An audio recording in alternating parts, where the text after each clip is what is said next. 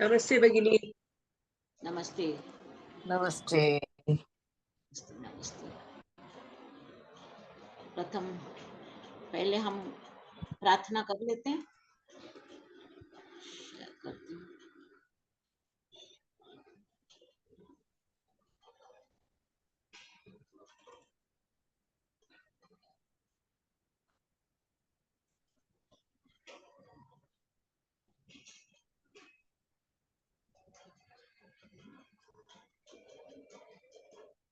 दृश्यते वा? आम्। स्क्रीन दृश्यते? स्क्रीन दृश्यते।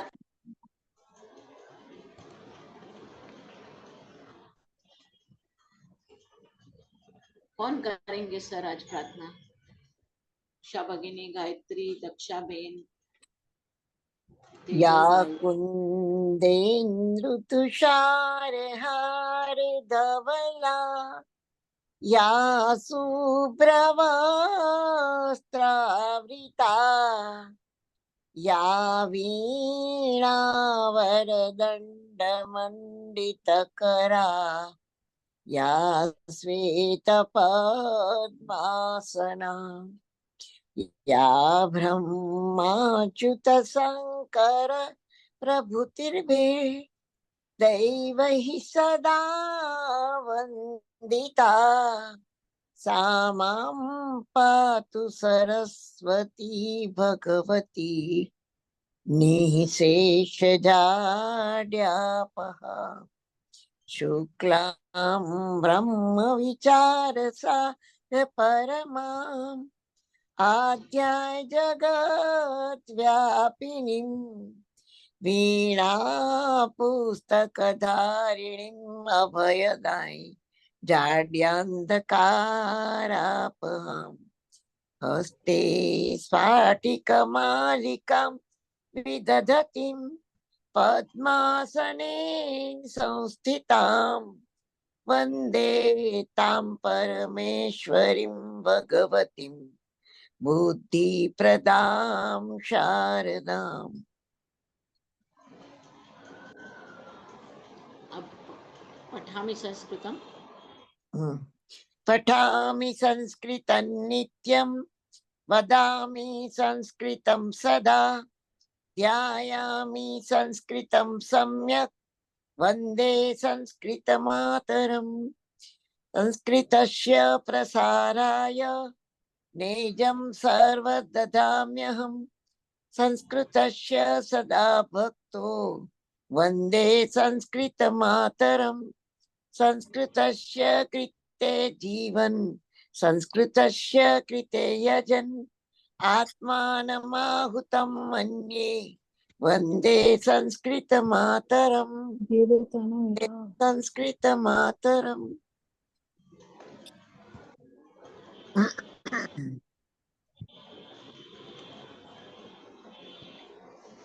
ओम ह्रीं नमो अर्हन्ताणम्, ओम ह्रीं नमो सिद्धाणम्, ओम ह्रीं नमो आयर्याणम्, ओम ह्रीं नमो वज्रायाणम्, ओम ह्रीं नमो लोहे सव्वसाहनम्, ऐसो पंचनमुक्कारो सव्वपावपणासनो मंगलानं च सव्वीसिं परमं हवै मंगलम्, परमं हवै मंगलम्।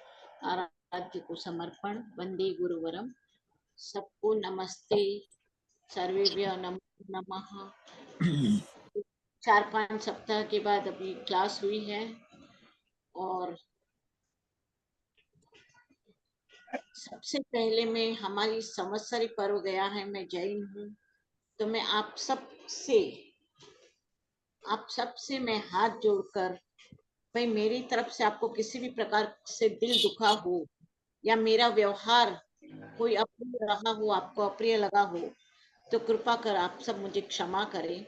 मैं आपसे हाथ जोड़कर ऐसे क्षमा मांगती हूँ। और गलती से भी आप लोगों आप लोगों के प्रति अगर मेरे मन में भी कुछ आया है तो मैं उसे यहाँ पर भूलती हूँ और आप सबसे क्षमा मांगती हूँ। ठीक है जी? मेरी आवाज आ रही है? सम्यक्तया आगच्छति। तो हम आज देखिए हमारा अभ्यास 15 हो चुका था, तो हम एक बार नियम की तरफ जाएंगे और फिर आगे करेंगे। और हमको अब इस तरह से करना है कि एक दिन में एक क्लास में एक अभ्यास हो जाए, इस तरह से हमको करना। हमारा थोड़ा स्लो चल रहा है, तो एक क्लास में मतलब एक क्लास में नहीं तो 1.5 क्लास में हो जाए, कम से कम इतना हो जाना चाहिए। ऐसा मतलब थोड़ा ठीक रहता है, ऐसा जल्दी जल्दी थोड़ा सा जल्दी होना चाहिए, बहुत स्लो चल रहा। तो मैं शेयर करती हूँ पुस्तक आपके पास होगी या पीडीएफ होगा आपके पास, फिर मैं शेयर कर लेती हूँ पीडीएफ।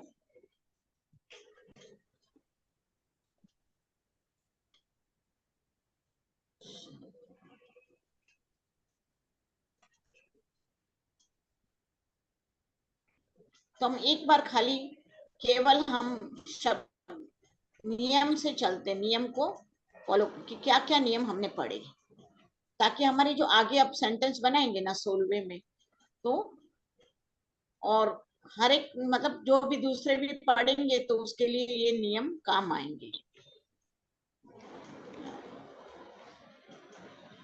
देखिए पहला में नंबर 1 लेसन में हमको नियम 4 नियम बताए गए थे। वे कर्ता के और क्रिया का वचन और पुरुष होता है, कर्ता के अनुसार ही क्रिया का वचन और पुरुष होता है। फिर भवत के साथ सदा प्रथम पुरुष आता है। फिर तीनों लिंगों में धातु का भले स्त्रीलिंग हो, पुल्लिंग हो या नपुंसक लिंग हो, धातु का वही रूप रहता है। कर्ता में हमेशा प्रथमा होती है और कर्म में द्वितीया होती है। फिर एक अर्थ वाले पर्याय मतलब यहाँ पर हमको एक अर्थ वाले शब्दों का, एक ही शब्दों का, कोई भी पर्यायवाची शब्द अनेक हो सकते हैं, एक ही शब्द का प्रयोग करना, ये हमारे नंबर 1 अभ्यास, 1 नंबर के अभ्यास में था। अब दूसरे अभ्यास में नियम, एक ही नियम था हल व्यंजन के आगे जो हलंत होते हैं, जो व्यंजन होते हैं, जो अक्षर से रहित होते हैं, जिनमें अक्षर नहीं मिले हुए हैं, तो उनके आगे अक्षर मिलने से वह स्वर हो जाता है। जैसे त्वम, त्वमद्य, त्वम अद्य का त्वमद्य, अ मिल गया मम, ये भी इजी है, कोई मुश्किल नहीं है। फिर तीसरे अभ्यास में हमें आया था स्मृत धातु के साथ साधारण स्मरण करेंगे ना तो द्वितीय आएगी। और अगर हम खेद पूर्वक किसी भी चीज का स्मरण करेंगे, दुखी होकर खेद पूर्वक जिसका दुखद घटना के साथ में अगर स्मरण करेंगे तो वहां पर षष्ठी आएगी। जैसे पाठम स्मरति, हम साधारण से मैं पाठ को याद करती तो इसमें द्वितीय आई। हो ईश्वरम स्मरति, ईश्वर को इसमें भी द्वितीय आई, क्योंकि ये साधारण स्मरण में आती है। इसके बाद अब चौथे अभ्यास में हमारे नियम आए थे प्रत्याहार बनाया था हमने, और नियम था च यानी और का प्रयोग, हिंदी के और का प्रयोग हिंदी के प्रयोग से एक शब्द के बाद किया जाता है, जैसे फल और फूल। यहाँ पर संस्कृत में फलम पुष्पम च इस तरह से किया जाएगा। जैसे हिंदी में फल और पुष्प करते हैं, वैसे फलम च पुष्पम करेंगे तो वह अशुद्ध हो जाएगा। जरा सा दरवाजा,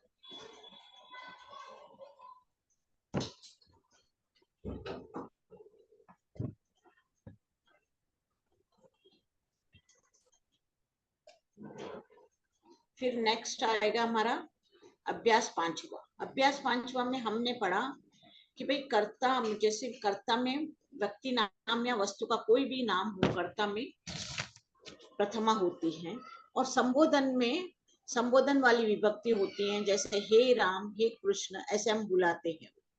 फिर नियम 12 में कर्ता जिसको बहुत चाहता है उसे कर्म कहते हैं, कर्म में द्वितीया होती है, जैसे राम विद्यालय में गच्छति।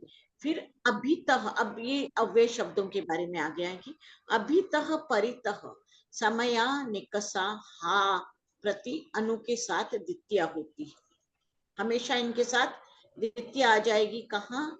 ग्रामम अभितः, जिसके अभितः है, जिसके परितः है, जिसके निकसा मतलब समीप है, या जिसके प्रति या जिसके पीछे, तो जिसके के अंदर द्वितीय आ जाएगी। जैसे जैसे ग्राम के दोनों ओर, तो ग्रामम अभितः, तो ग्राम के दोनों ओर में, हम हिंदी में बोलेंगे तो ग्राम होगा, ग्राम के हो जाएगा, जैसे षष्ठी का हमको स्वर होता है, लेकिन इसमें ग्रामम अभितः, ग्राम द्वितीया आ जाएगी इन शब्दों के साथ, इन शब्दों के योग में द्वितीया होगी इन अव्ययों के में। उसके बाद हाँ, उसके बाद गति, अच्छा, यानी चलना, हिलना, जाना अर्थ वाली धातुओं के साथ द्वितीया होती है। जो भी चलने वाली अर्थ की धातु आती है ना, जिसमें चलने का या हिलने का या कंपन करने का भी होता है ना, तो उसके साथ द्वितीया होती है। जैसे ग्रामम गच्छति, तो ग्रामम, ग्राम को जाता है, जाता है, वैसे तो गांव में जाता है, कहा जाता है, लेकिन ऐसी द्वितीया आएगी, गांव को जाता है। तो के लिए जाता है,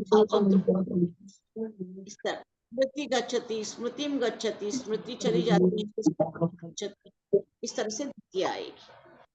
फिर इसके बाद अभ्यास 6 में हम आगे बढ़े, तो जो शब्द अव्यय जो शब्द सर्वतः, दिक्, उपर्युपरि, अधोध्य और अध्यधि के साथ द्वितीया होती है। पहले हमने देखा अभितः, परितः आदि के साथ द्वितीया होती है, और अब उभयतः, सर्वतः, दिक्, उपर्युपरि, अध्योध्य और अध्योधि के साथ द्वितीया होती है। जैसे ग्रामम उभयतः, ग्राम के, ग्रामम सर्वतः, ग्राम के चारों ओर, सारे स्थानों पर ग्राम के, तो इस तरह से द्वितीया होगी। और दिक्, जिसको हम धिक्कारते हैं, तो उसमें भी, उसको भी द्वितीया होगी, जिसको हम धिक्कारते हैं उसमें भी द्वितीया होगी। हाँ बोलिए, कोई बोल रहे हैं क्या कुछ? अंतरेण, यानी अंतरा, अंतरेण और विना के साथ द्वितीया होती है। जैसे मतलब अंतरा मतलब बीच में, अंतरेण मतलब थोड़ा अंतर छोड़कर, और बिना के साथ द्वितीया होती है। जैसे गंगा यमुना च अंतरा प्रयागः अस्ति, गंगा यमुना के बीच में प्रयाग है। ज्ञान के बिना सुख नहीं है, तो उसमें ज्ञानम अंतरेण न सुखम, इसमें द्वितीय आती है। अधोदह और अध्यधि का मीनिंग क्या है? अध्युदय और अध्यधि का मीनिंग देखिए, अध्य यानी नीचे और अधि यानी अंदर, तो इसका जो शब्द रूप बनता है ना, वह तो अधोदह बोले तो सबसे नीचे। देखिए अधिष्ठा और अध्यास ये दोनों है ना, ये जो ये अध्योदय और वो 17 वाला 17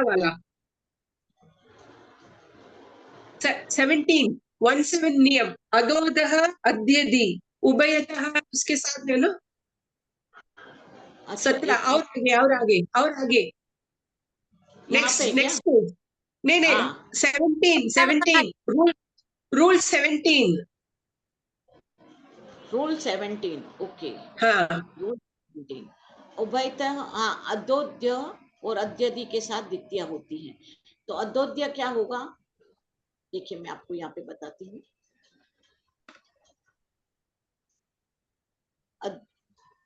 अध्य यानी नीचे, तो नीचे नीचे अध्योद्य,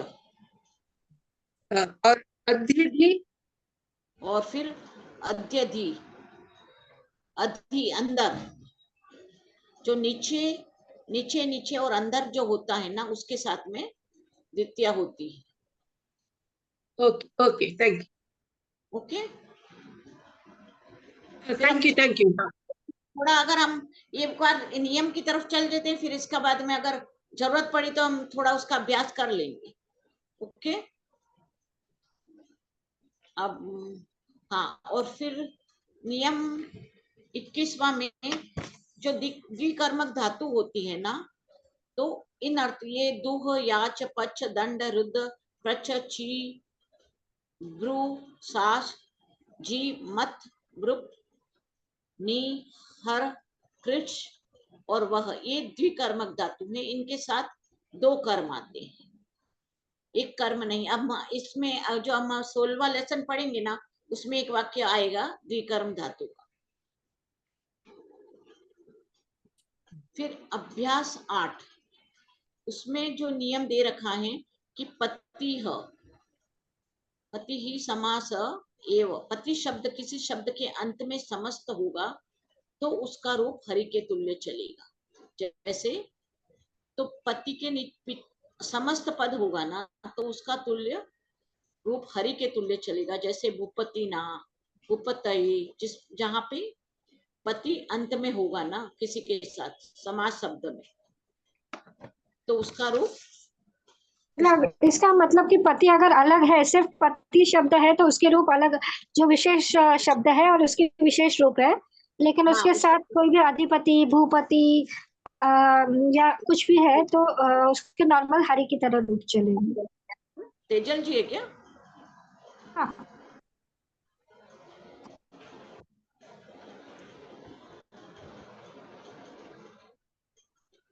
जी ठीक है।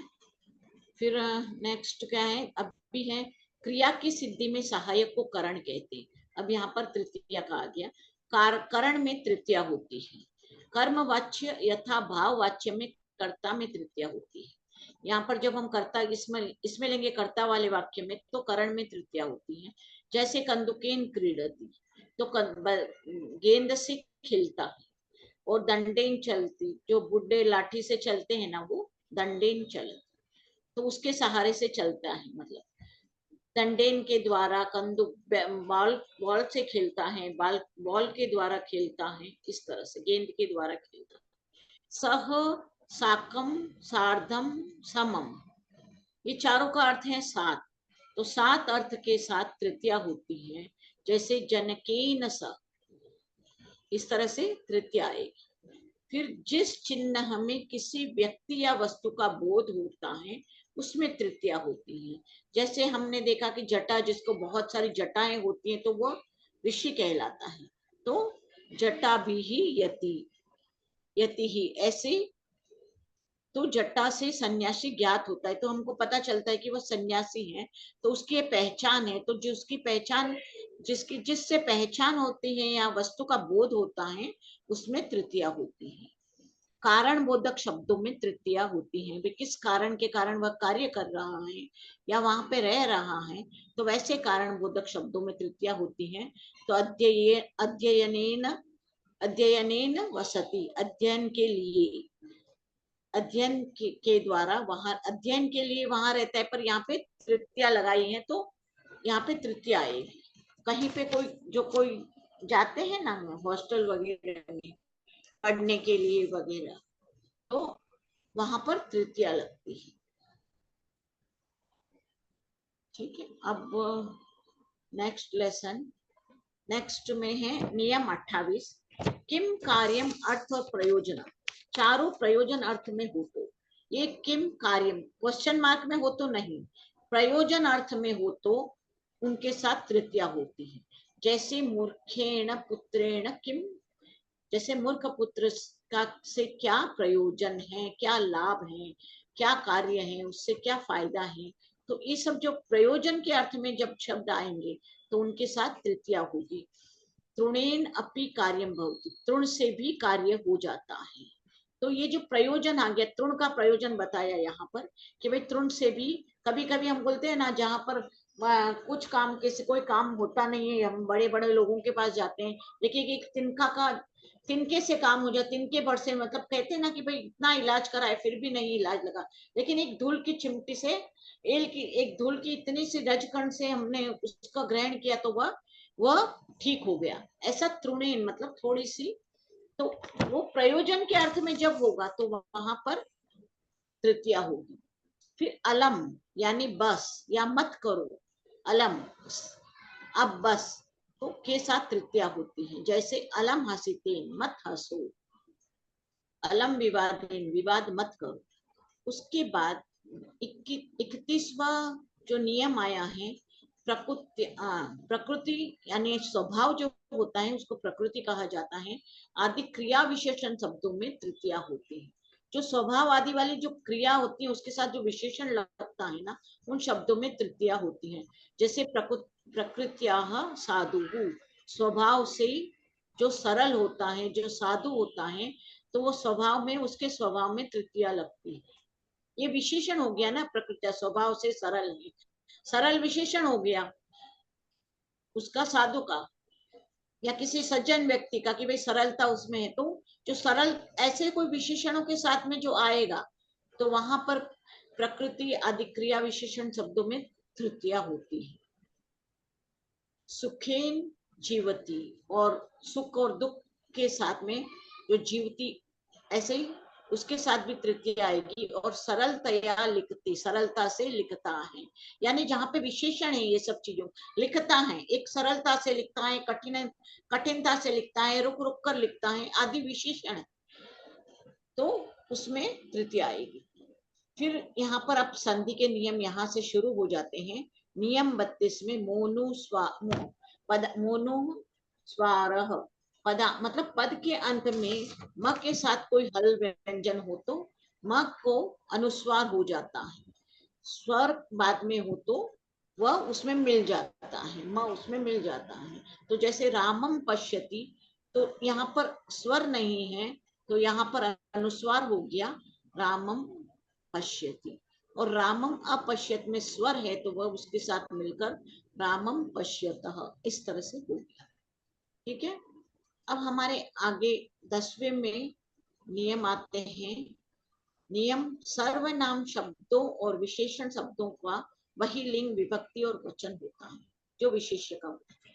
जैसे भी हमने कोई शब्द, संज्ञा शब्द लिया, राम का लिया, तो राम का कोई भी विशेषण होगा और कोई भी विभक्ति होगी और कोई भी वचन होगा तो वह, और जो विशेषण शब्द का या लिंग का विशेषण होगा या विभक्ति का विशेषण होगा या वचन का विशेषण होगा, तो जो विशेष जो शब्द होता है ना, उसी का, उसको लिंग भी होगा, विभक्ति भी होगी और वचन भी होगा। यानी जो शब्द है, जैसे राम है तो राम प्रथमा में है तो उसका लिंग में भी प्रथमा आएगा और विभक्ति में भी विशेष, जो लिंग भी प्रथमा पुल्लिंग होगा, विभक्ति भी प्रथमा होगी और वचन भी, राम एक वचन है तो एक वचन में ही जो विशेष्य होगा वह एक वचन में ही होगा। राम मर्यादा पुरुषम, तो राम मर्यादा पुरुष है तो राम मर्यादा पुरुषः। तो इस तरह से एक लिंग भी वही आएगा और उसके साथ विभक्ति भी प्रथमा होगी और वचन भी, अगर एक वचन में है तो एक वचन में और बहुवचन में है तो बहुवचन।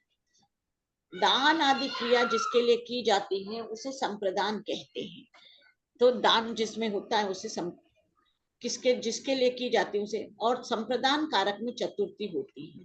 तो जिसको हम धन देते हैं ना, जिसको हम कुछ भी देते हैं तो उसमें संप्रदान होती है। तो विप्राय धनम ददाति, तो विप्राय में चतुर्थी होगी, ब्राह्मण को धन देता है, धनम देता है, धन देता है, तो उसमें चतुर्थी होगी। फिर उसके बाद नमः, स्वस्ति, स्वाहा, स्वधा, अलम तथा पर्याप्त अर्थ वाले अन्य शब्द और वसट के साथ चतुर्थी होती। जैसे गुरुवे नमः, शिष्याय स्वस्ति, इस तरह से यहाँ पे ई, अब संधि का आ जाएगा ई और ई को य, उ और उ को व, री और री को र, री और री को ल होता है। यदि बाद में कोई स्वर हो, सवर्ण, सवर्ण स्वर हो तो नहीं। जैसे सवर्ण ई के आगे ई हो के आगे अगर ई ही होगा तो नहीं होगा, तो स्वर हो, जैसे प्रति प्लस एक, तो यहाँ पर ई और ए है तो प्रत्येक हुआ है। तो ये इको यण वाली संधि है। तो यहाँ पे ई और ए को एक हुआ है, ई को य हुआ है, तो ई को य होने से प्रत्येक हो गया है। ये य एक की मात्रा यहाँ पर लग गई। इस तरह से पठतु प्लस एक, तो यहाँ पे तू का, उ का क्या हो गया, व हो गया, तो पठत्वेक। ओके, तो ये संधि हमारी हमने कर चुके हैं हम ये संधि। अब अभ्यास 11वां में नियम है रुच रुच अर्थ की धातुओं में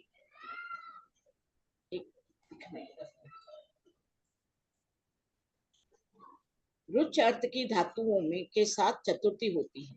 जैसे बालकाय मोदकम रोचते, ये तो सबको पता है कि रुच में क्रुद्ध, द्रोह, ईर्ष्य, असूय अर्थ की धातुओं के साथ जिस पर क्रोध किया जाता है, रुच में जिसको अच्छा लगता है उसमें चतुर्थी होती है। और जिस पर क्रोध किया जाता है, जो क्रोध करने वाला अलग है, पर जिस पर क्रोध किया जाएगा उसमें चतुर्थी होगी। तो राम मूर्खाय क्रुद्धयति, तो राम मूर्ख पर क्रोध करता है, तो यहाँ पे मूर्ख में, और यहाँ पर जो रोचते में जिसको अच्छा लगता है उसी में चतुर्थी होती है। और क्रोध आदि जो होते हैं वो जिस पर किया जाता है उसमें चतुर्थी होती है। अब कथ निवेदय उपदिश धारय, धारय यानी ऋणी होना, स्पृह कल्पते संपद्यते, हितम तथा सुखम के साथ चतुर्थी होती है। जैसे शिष्याय यानी शिष्य को कथयति, तो ये जो शब्द के साथ में होगा ना, कथ आदि जो ये जो क्रियापद है उनके साथ में चतुर्थी होगी। तो देखिए रामः देवदत्ताय शतम धारयति, तो ये जो ऋण देता है, राम देवदत्त का 100 रुपया ऋण धारयति लेता है। तो इस तरह से तो जिसमें चतुर्थी, इसमें चतुर्थी होगी। शिष्याय को कहता है, इस तरह से देवदत्ताय, देवदत्तम नहीं, यहाँ पे दत्तम होना चाहिए। जैसे शिष्यम कथयति हम बोलते हैं ना, तो वैसा नहीं चले, कथयति के साथ में चतुर्थी होती है।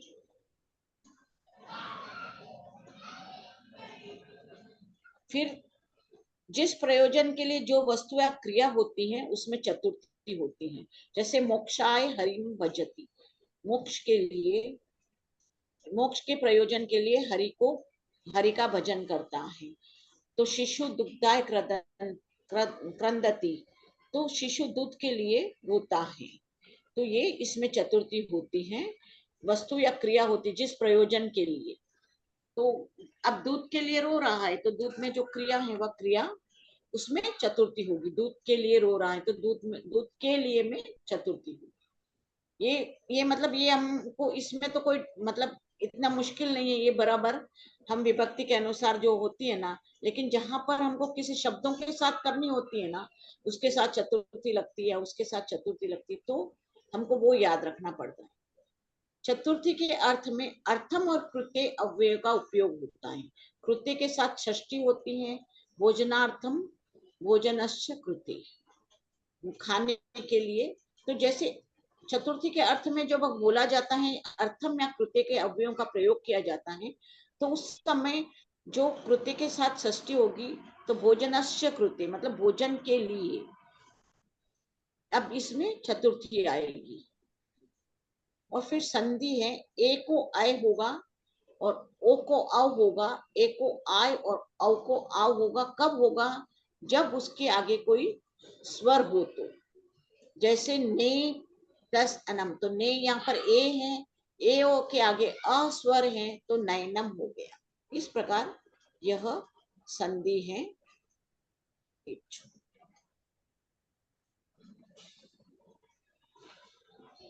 फिर इसके बाद अब अभ्यास 12 हमारे, जिसमें जिससे कोई वस्तु आदि अलग हो उसे अपादान कहते हैं। अपादान में पंचमी होती है। तो वृक्षातः पत्रम पतति, वृक्ष से पत्र मतलब पत्ता गिरता है। तो वृक्ष से अलग हो रहा है, तो अलग होने के अर्थ में ये पंचमी होती है। और फिर अब यहाँ पर अन्य, आरात, इतर तथा अन्य अर्थ वाले और भी जो शब्द होते हैं, फिर ऋते, पूर्व आदि दिशावाची शब्द, इनके देश काल, तो ये जो शब्द हैं इनका देश काल अर्थ में हो तो भी, अगर इनका देश काल अर्थ हो तो भी, और प्रभृति और बहि, इन शब्दों के साथ पंचमी होती है। जैसे ज्ञानादृतेन मोक्ष, मोक्ष, तो ज्ञान के बिना मोक्ष नहीं है। तो ज्ञानात यहाँ पे आ गई पंचमी, ठीक है। शेषवाद प्रवृत्ति ही मतलब बचपन से लेकर तो शेषवाद। फिर भय और रक्षा अर्थ की धातुओं के साथ भय के कारण पंचमी होती है। जिसके कारण भय होता है ना, उसके कारण। तो भी चोर से हमको डर लगता है तो चोरात विवेती, चोर से रक्षा करनी है हमारी तो चोरात त्रायति। जिससे विद्या पढ़ी जाए उसमें पंचमी होती है। तो हम किससे विद्या पढ़ते हैं? गुरु से विद्या पढ़ते हैं तो गुरु हो पठती, तो गुरु में पंचमी होगी, जिससे विद्या आदि पढ़ी जाए। फिर अ, ए और ओ को गुण कहते हैं। अ या आ के बाद ई या ई के को ए, उ या उ को ओ, और री या रु को अर, री को अल होता है। जैसे रमाइश यानी रमेश, पर उपकार परोपकार, महर्षि का महर्षि, और त्रवल्लकाल का तवल्लकार हो गया। यहाँ पर संधि का ये नियम है, अदेद गुण आद गुण ये गुण संधि के नियम है। अब हम 13वें में हमको बताया गया है कि भाई जुगुप से विरमति प्रमादयति के साथ पंचमी होती है। पापात जुगुप से, पाप से घृणा करता है, घृणा करना। विरमति पाप से विराम लो। धर्मात प्रमादयति, धर्म में प्रमाद मत करो। तो ये जो 3 जुगुप से विरमति प्रमादयति, ये जो 3 क्रियापद हैं, ये आत्मनेपद के, ये आत्मनेपद हैं, ये परस्मै पद हैं।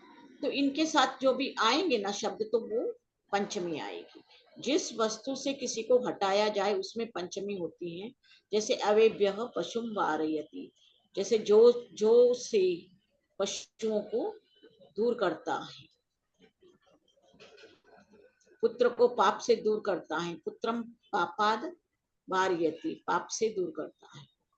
फिर जायते, उद्भवती, प्रभवती, उद्गच्छति, इन चारों को उत्पन्न होने या निकलना अर्थ हो तो इन चारों क्रियापद का जब निकलना या उत्पन्न का अर्थ हो तो, और निलीयते और प्रत्यक्षति के साथ पंचमी होती है। जैसे प्रजापते लोकः जायते, प्रजापते है लोकः जायते, तो प्रजापति लोक को उत्पन्न करता है, इस प्रकार। फिर तुलना में जिसकी तुलना की जाती है उसमें पंचमी होती है। जैसे जिसके साथ तुलना की जाएगी उसमें पंचमी होती है। तो रामात कृष्ण, राम कृष्ण से पटुतर है तो कृष्ण राम से पटुतर है, ऐसा आएगा। तो जिस तुलना में जिससे तुलना की जाती है, तो यहाँ पे कृष्ण से तुलना की गई, जिससे राम से तुलना की गई है कृष्ण की, तो राम कृष्ण से पटुतर है, अच्छा है। धन से ज्ञान गुरुतरम, तो धन से ज्ञान अच्छा, ज्ञानम नपुंसकलिंग है, तो धन से ज्ञान अच्छा है। और पृथक और बिना के अर्थ में के साथ पंचमी, द्वितीया और तृतीया होती है। जैसे रामात, रामेण, रामम बिना, पृथक वा, तो पृथक और बिना शब्द के साथ ये भी अव्यय शब्द हैं, तो उनके साथ पंचमी भी हो सकती है, द्वितीया भी हो सकती है और तृतीया भी हो सकती है। अपने को सेंटेंस देखकर फिर उसको देखना पड़ेगा। फिर दूर और निकटवर्ती शब्दों में पंचमी, द्वितीया और तृतीया तीनों होती हैं। ग्रामस्य दूरात, दूरेन दूर, जो दूर और निकटवाची शब्दों में होगी, पंचमी भी हो सकती है, द्वितीया भी हो सकती है और तृतीया, तीनों हो सकती हैं। तो ग्रामस्य यानी ग्राम के दूरात, दूर से, दूर के द्वारा, दूरी से, और दूरम दूर को। अब यहाँ पे संधि दे रखी है वृद्धि संधि, तो आ, ऐ और ओ को वृद्धि कहते हैं। अ या आ के बाद ए या ऐ के हो तो आई, ओ या औ हो तो औ होता है। जैसे तदा एक, तो यहाँ पर आ है और आ के बाद ये है, तो तदैकः, इस तरह से ये वृद्धि संधि होती है। उसके बाद अभ्यास 13वां हो गया। अब 14वें अभ्यास में नियम बताएं। संबंध का बोध कराने के लिए षष्ठी विभक्ति होती है। हमेशा संबंध का बोध कराती है षष्ठी विभक्ति। गंगा का जल, गंगायाः जलम, तो इस तरह से संबंध का बोध बता कि जल किसका है, तो कि गंगा का जल है। फिर हेतु शब्द के साथ षष्ठी होती है। तो हेतु यानी कारण, किस कारण से, किस हेतु के लिए, तो अनस्य हेतु हो वस्ति, अन्न के का, अन्न के लिए, अन्न के कारण रहता है। तो फिर निमित्त अर्थ वाले शब्दों, निमित्त, कारण, हेतु, प्रयोजन के साथ प्राय सभी विभक्तियां होती हैं। किम निमित्तम, तो ये जो चारों के साथ प्राय सभी विभक्तियां होती है। किम निमित्तम वसति, केन निमित्तेन वस, कस्मै निमित्ताय, कस्य हेतु हो, कस्मात् कारणात्, केन प्रयोजनेन। फिर स्मरण अर्थ की, जैसे हमने पढ़ा था कि भाई द्वितीया होती है, अब यहाँ पे स्मरण अर्थ की धातुओं के साथ कर्म में षष्ठी होती है। तो मातुहु स्मरति, तो खेत पूर्वक माता का स्मरण करता है, तो मातुहु स्मरति, तो यहाँ पे षष्ठी होगी। मातरम नहीं लिखा हुआ, द्वितीया नहीं है, क्योंकि मातु का स्मरण करता है, उसको माँ की याद आ रही है, माँ उसके पास नहीं है, तो वह मातुहु स्मरति। यहाँ पर जब ऐसा खेत पूर्वक स्मरण होगा तो उसमें षष्ठी आएगी। फिर उपरि, उपरिष्ठात, अधः, अधस्तात्, पुरः, पुरस्तात्, पश्चात, अग्रे, दक्षिणतः और उत्तरतः के साथ षष्ठी होती है। तो फिर ग्रामस्य दक्षिणतः, मतलब जो ये शब्द हैं उपरि, उपरिष्ठात, तो इनके साथ में षष्ठी होगा, कोई भी शब्द होता तो कि ग्रामस्य, तो ग्राम के दक्षिणतः, इस तरह से जो उसके साथ शब्द होंगे ना संज्ञा, तो उनमें षष्ठी होगी। फिर बहुतों में से एक को छांटने से, जिसमें से छांटा जाए उसमें षष्ठी होती है। पहले तो दो में से एक को अच्छा बताया, अब बहुतों में से जो सर्वश्रेष्ठ होता है एक को छांटा जाता है। एक को कहते हैं फर्स्ट, एक ही आता है ना जैसे, तो उसमें षष्ठी होती है। जैसे षष्ठी और सप्तमी दोनों होती हैं, जैसे छात्राणाम या छात्रेषु, रामः श्रेष्ठः या पठितम वा, तो छात्रों में या छात्रों में सब सर्वश्रेष्ठ है राम, तो बहुत सारे छात्र हैं उसमें, छात्र राम सर्वश्रेष्ठ हैं। बहुतों में से एक में, उसमें भी षष्ठी या पंचमी दोनों ही, षष्ठी या सप्तमी दोनों ही आ सकती है।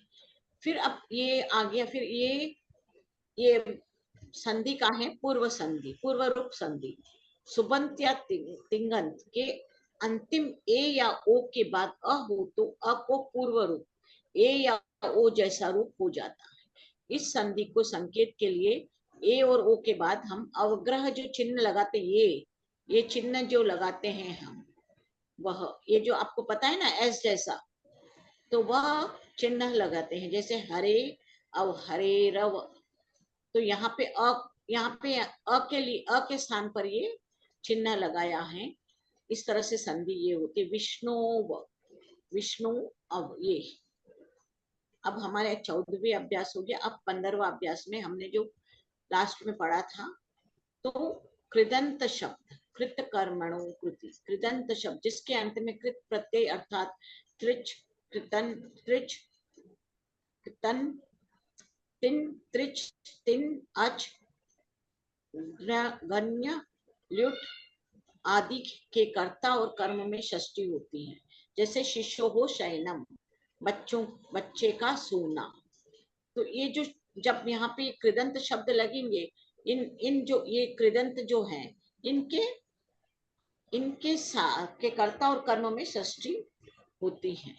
तो जैसे शिशो हो, शिशो में षष्ठी आई, और शिशो हो करता है, मतलब शिशो हो में षष्ठी आई, और शयनम में भी बच्चे का सोना, हम जो कहते हैं ना किसका सोना, तो बच्चे का सोना हुआ, तो उसमें षष्ठी लगेगी। रामस्य गमनम, राम का जाना। सूचना, पुस्तकम, पुस्तक पढ़ता है। इस प्रकार के वाक्यों को दो प्रकार से अनुवाद होता है, जैसे पुस्तकम पठति या पुस्तकस्य पठनम करोति। तो ये पठनम जो है वह कृदंत है, द्वितीय नहीं है। फिर कृते समक्षम मध्ये अंत, समक्षम समक्षम मध्ये अंतः और अंतरे के साथ षष्ठी होती है। जैसे भोजनस्य कृते गुरोः समक्षम छात्राणां मध्ये गृहस्य अंत अंतरे वा।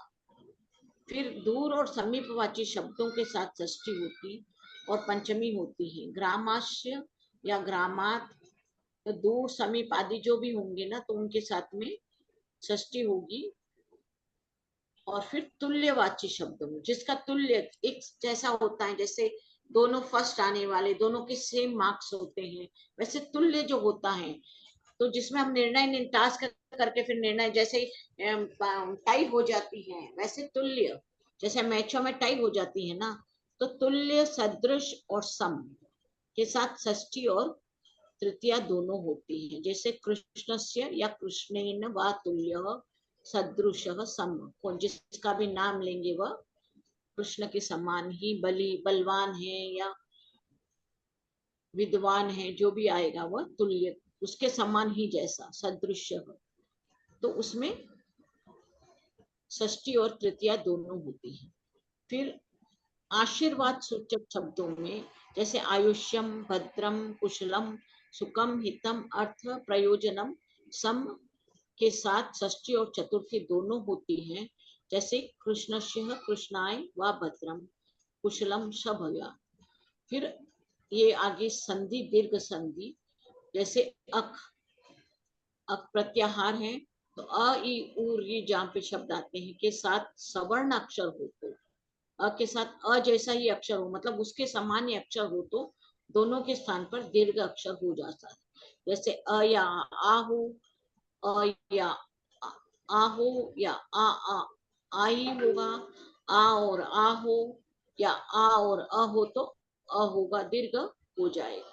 ई या ई होने से दीर्घ ई हो जाता है, ऊ या ऊ होने से दीर्घ ऊ हो जाता है। शब्द जैसे विद्या आलय, तो विद्यालय, ये दोनों आ है, तो आ ही हुआ है, दीर्घ हो गया। ठीक है, ये अभ्यास इतने हमने अभी तक कर दिए हैं। इतना हमने ये नियम को फॉलो करते हुए हमने सेंटेंसेस बनाए थे इतने। अब अभ्यास 16 को हम 16 की तरफ बढ़ते हैं। तो यहाँ पर एक तो युष्मद शब्द, इसके शब्द रूप आने चाहिए। हमारी ये पहली बार, इसमें पहली बार आ रहा है युष्मद अस्मद। तो अस्मद अगले पाठ में आएगा। युष्मद यानी तुम, जिसके लिए मध्यम पुरुष के लिए जो शब्द रूप होते हैं वह युष्मद, फिर तो वो आना चाहिए। और यहाँ से आत्मनेपदी भी, आत्मनेपदी वाले क्रियापद भी यहाँ से शुरू होंगे। तो ये मैं पढ़ लूं या भी बस आपको और कुछ पूछना है इसमें, या नींद आने लगी, मैं बोल रही थी, इतनी देर हो गई। आम भगिनी, हम सुन रहे हैं क्योंकि ये नियम अभी बहुत पास हुई ना, तो थोड़ा सा एक बार नियम का रिवीजन करवाना था, वरना फिर हम थोड़ी मुश्किल हो जाती है, मुझे भी समझे ना, सबके लिए भी जी। तो ठीक है, अब हम अभ्यास की तरफ बढ़े। जी भगिनी, एक अहम वदामि, हाँ बोलिए बोलिए। ये सब समझाया ना, उसका पीडीएफ भेज देना तो हम फिर से पढ़ सके। हाँ, मैं इसका बुक का पीडीएफ आपके पास नहीं हो तो मैं भेज दूंगी, ग्रुप में मैं शेयर कर दूंगी। तो आप ग्रुप में है ना? हाँ, मैं हूँ ना, हर दिन आती हूँ ग्रुप में। हाँ, तो मैं ग्रुप में शेयर कर दूंगी अभी क्लास होने के बाद, तो आप हाँ, उसमें से आप डाउनलोड कर लीजिए। आफ्टर टाइम हम पढ़ सके। हाँ, तो देखिए अब का एक नहीं, बार में ये जो है पूरा बुक में मिल जाता है क्या ऐसे हाँ खरीदने के लिए? ऐसा नहीं, बुक हमको लेना है तो हम क्या करें, कहाँ से खरीदे करके? देखिए बुक है तो आपको लेना है तो ये बुक का एड्रेस है मेरे पास, यहाँ पर मैं बताती हूँ। एड्रेस भेज देना। मैं फोटो खींच के मैं भेज दूंगी बुक का फर्स्ट पेज का। हाँ वो ठीक है। तो हाँ इसका फर्स्ट फोटो खींच के फर्स्ट भेज पेज, दूंगी हाँ आपको। फोटो खींच के भेज दो तो हम ले लेंगे तो साथ। उसको आपको ये वाली बुक ही लेनी पड़ेगी। बाकी थोड़ा डिफरेंस, अभी नया नया डिफरेंस आ गया तो आपको ये इस पीडीएफ से मेल नहीं खाएगी आपको बुक, हाँ तो आपको ये बुक लेनी पड़ेगी।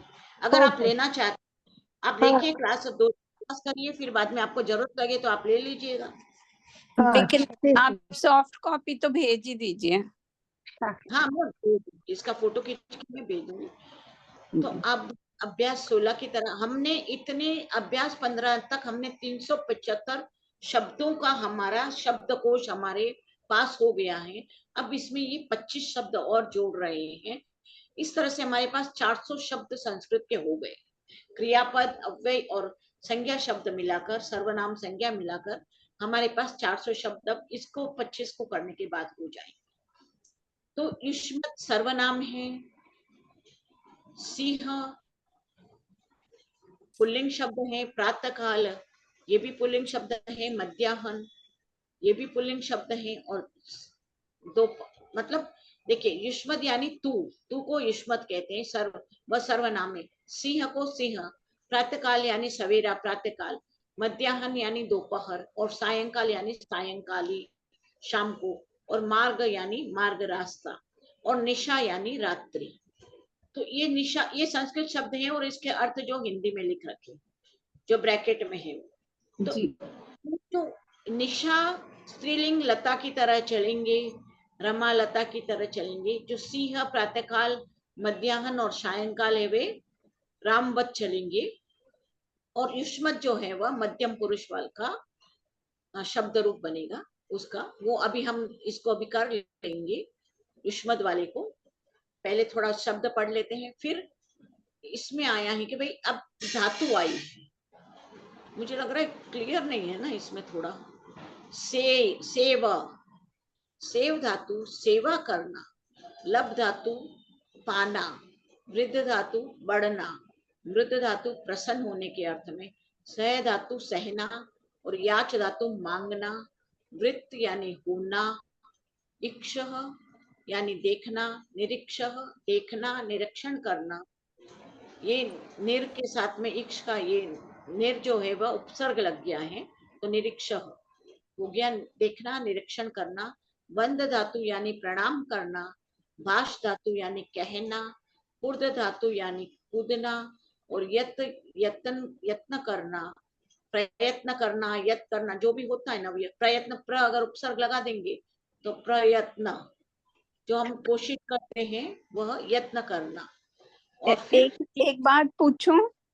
हाँ तो पूछिए मतलब कोई भेद तो नहीं है हुआ ना यत और प्रयत्न में?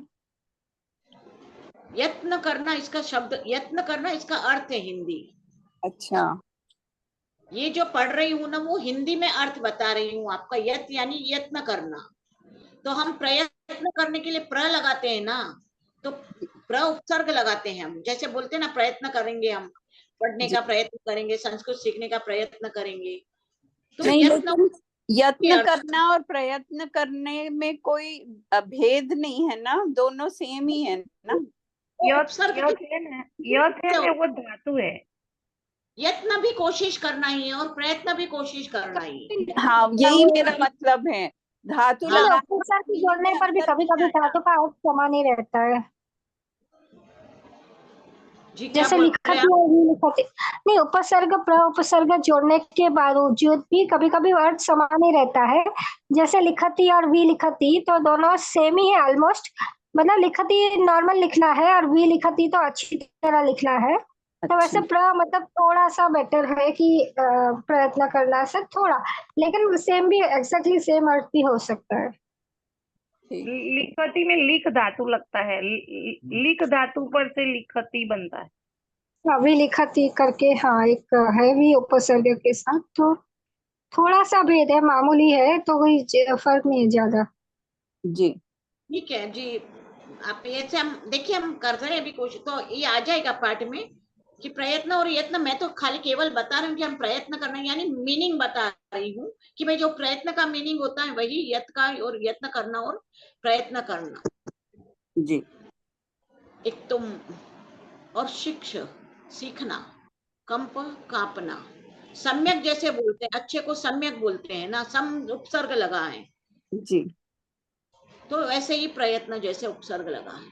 तो कोई कोई उपसर्ग अलग अर्थ भी हो जाता है और कोई कोई उपसर्ग के साथ में सेम अर्थ भी हो जाता है।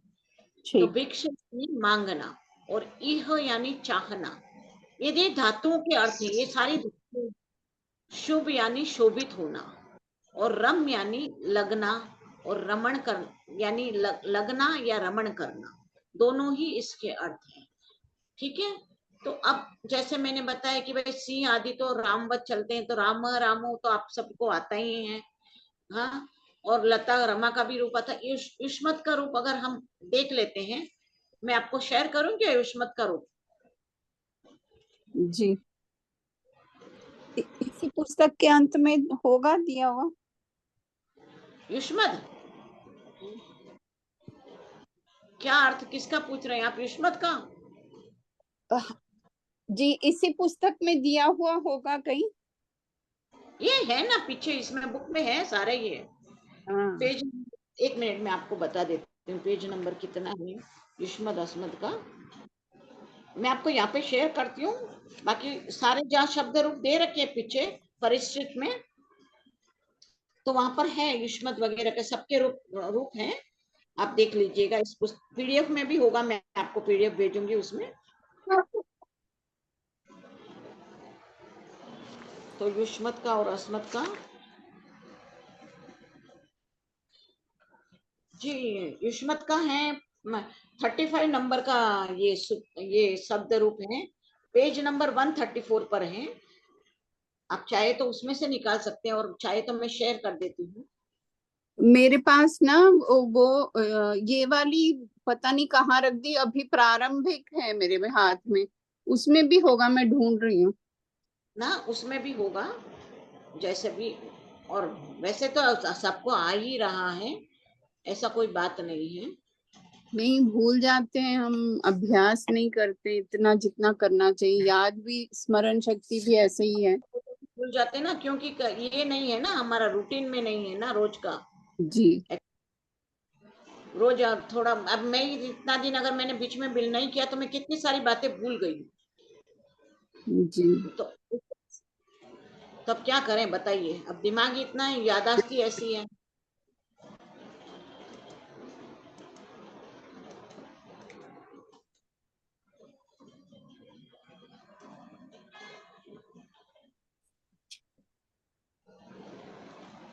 सर्व का है, युष्मत का नहीं मिल रहा मुझे। शेयर कर रही हूँ।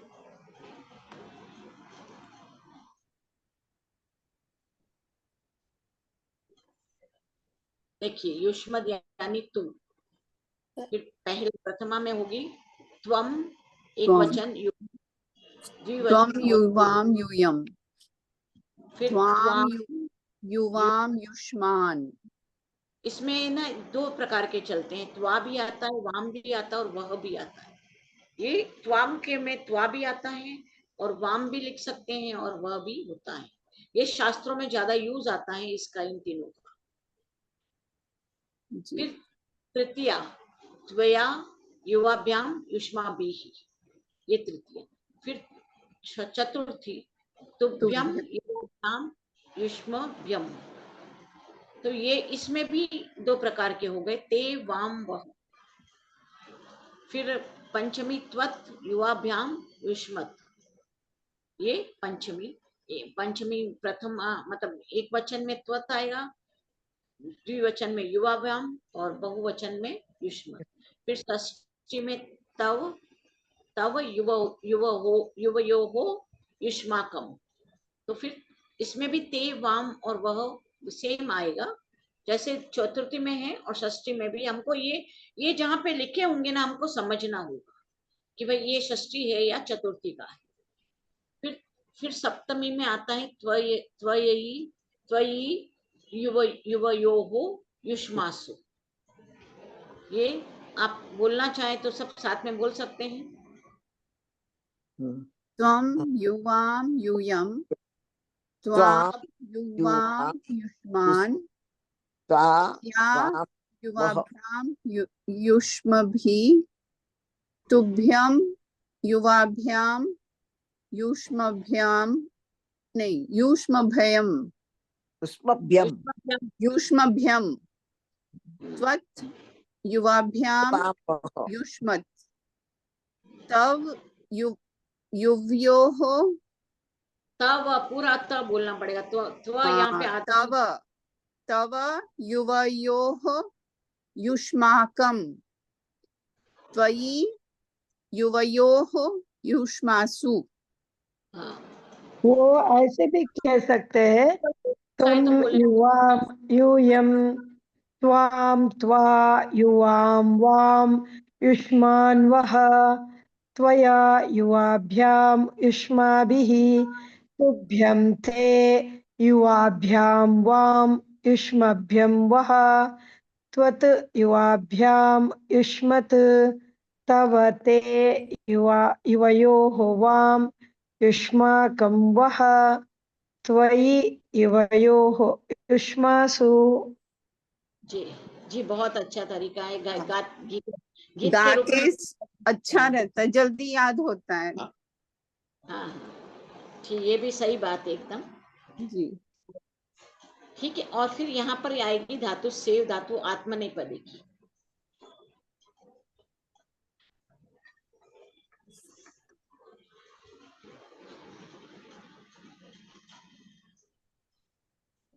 सेव धातु जो है वो आत्मनेपदी पद से रिलेटेड है। तो जैसे अभी हमने भवती भवतः भवंती पढ़ा था ना, वैसे ही सेवते सेवेते सेवंते। प्रथम पुरुष वाली एक वचन सेवते, द्विवचन सेवेते और बहुवचन सेवंते। और मध्यम पुरुष के लिए आएगा सेवसे, सेवेथे, सेवद्वे। और फिर उत्तम पुरुष के लिए आएगा सेवे, सेवावहे, सेवामहे। ये लट वाली है वर्तमान काल की सेव धातु, मतलब सेवा करने के अर्थ में सेव धातु। इसी प्रकार जितनी भी यहाँ पे धातु की है ना, वो सब इसी प्रकार से चलेगी। तो जैसे सेव, अब देखिए, अब बोलिए आप एक एक धातु करिए, बोलिए। शेयर हुआ है ना, मेरा शेयर है ना? जी जी, सेव का बोलूं? हाँ बोलिए। सेवते सेवेते सेवन्ते सेवसे सेवेधे सेवेथे सेवध्वे सेवे सेवावहे सेवामहे। फिर इसका ये दूसरी धातु का बोलिए, कौन सी धातु है? और आगे सेव के बाद में वृत्त, वृत्त का वर्त होगा वर्तते। मैं बोलूं? हाँ बोलिए। वर्धते वर्धेते वर्धन्ते वर्धसे वर्धेथे वर्धध्वे वर्धे वर्धावहे वर्धामहे। वर्तते इत्यर्थे किं भवति? वर्धते यानी बढ़ना, वर्तते नहीं, वर्तते में तो वृद्धि होना, हाँ बढ़ना, जो बढ़ता है ना। नहीं, वो तो है, वर्तते वर्धते वर्धेते वर्धन्ते। उसके बाद का अस्थि करके वर्तते है होना। होना। है होना। हम है के अर्थ में लगा सकते हैं इसको, अस्थि के अर्थ। न्यूज में बहुत आता है ना, संस्कृत न्यूज में वर्तते बहुत बार बोलते हैं। अस्थि के अर्थ में ना, अस्थि है। जी जी, अस्थि इत्यर्थे। वर्तते वर्तेते वर्तन्ते, वर्तेथे वर्तेते वर्तते वर्तामहे। और फिर नेक्स्ट कौन सा है? वर्धते मोदते, मोदते प्रसन्न होना, मोदते मोदेते मोदन्ते मोदसे मोदेथे मोदद्वे मोदे मोदावहे मोदामहे। हाँ, उसके बाद में बोलिए कौन से धातु हैं?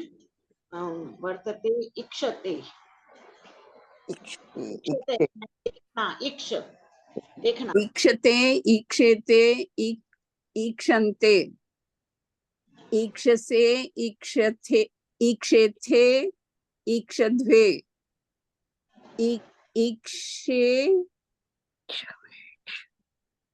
ईक्षावहे ईक्षामहे। फिर इसके बाद में आप बोलेंगे इक्षते होने के बाद में वंदते, वंदते नमन करना, प्रणाम वंदते। करना। कोई अन्य बोले? हाँ, कोई बोल सकते हैं, कोई भी, कोई बात नहीं, जिसको बोलना है सब। वंदेते वंदन्ते वंदसे वंदे थे वंदद्वे वंदे वंदावहे वंदामहे। जी जी। फिर भाषते, भाषते, भाष यानी बोलना। अब बोलिए, बोलना कह, मैं बोलूं? मैं बोलूं? बोलिए, हाँ, वासते वासेते वासन्ते भाषे वासते भाषावहे वासेते वासद्वे वासे भाषावहे भाषामहे। भाषामहे, भाषामहे, ठीक है। फिर नेक्स्ट कुर्दते, कूदना, कूदते ना जो, कुर्दते, बंदर करता है, हम लोग कूदते हैं, रस्सी कूदते हैं, तो जो कूदना होता है वह कुर्दते। कूर्देते कूर्दते कूर्देते कूर्दन्ते कूर्दसे कूर्देथे कूर्दध्वे कुर्दध्वे, कूर्दध्वे कूर्दे कूर्दावहे कूर्दामहे। ठीक है। फिर शिक्षते, सीखना, जो हम अभी सीख रहे हैं, हम सब मिलकर सीख रहे हैं, तो वह हो गई शिक्षते। शिक्षते न शिक्षते न शिक्षते शिक्षक, शिक्षते न हम्म, शिक्षते शिक्षते शिक्षेते शिक्षन्ते शिक्षसे शिक्षेते शिक्षद्वे शिक्षे शिक्षावहे शिक्षामहे। जी जी, एकदम। फिर इहते यानी चाहना, इहते इहेते इहन्ते इहसे इहेथे इहद्वे इहे इहावहे इहामहे। जी बोल। फिर अब है शोभते, यानी जो शोभा करता है, शोभित होता है, शोभते मतलब शोभते शोभेते शोभन्ते शोभसे शोभेते शोभद्वे शोभे शोभावहे शोभामहे।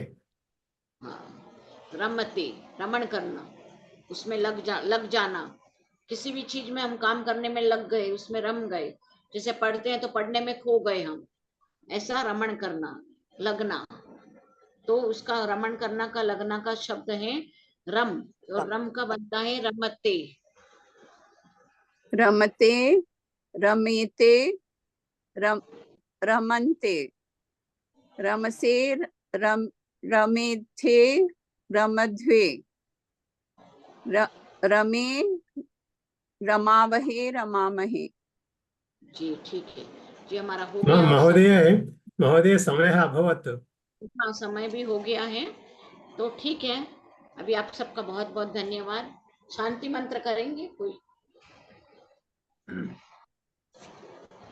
सर्वे भवन्तु सुखिनः, सर्वे सन्तु निरामयाः, सर्वे भद्राणि पश्यन्तु, मा कश्चित् दुःखभाग् भवेत्। ओम शांति शांति शांतिः। नमो नमः सर्वेभ्यः। धन्यवाद महोदय। धन्यवाद। बहुत बहुत धन्यवाद। पुनर्मिलामः। बहुत दिन बाद आए आप। और किसी का कोई शक हो, डाउट हो, तो आप मुझे पर्सनली ऐसे भी पूछ सकते हैं यहाँ पर भी। और कोई भी कि भाई आपको कोई बात समझ में नहीं आई हो तो। जी जी, धन्यवाद। ठीक है जी, ओके, सबका बहुत बहुत आभार, धन्यवाद। एंड करो मीटिंग।